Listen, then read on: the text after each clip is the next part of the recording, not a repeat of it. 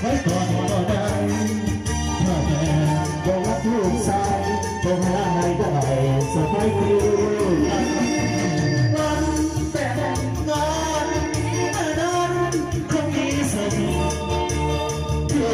เป็นลูกได้เป็นความเป็นชายเพื่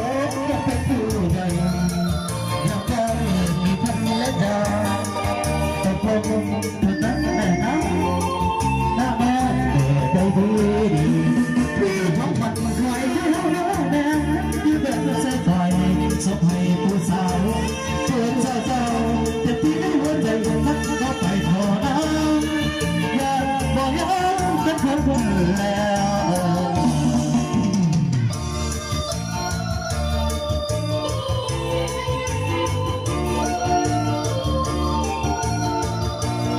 เอาเข้าไป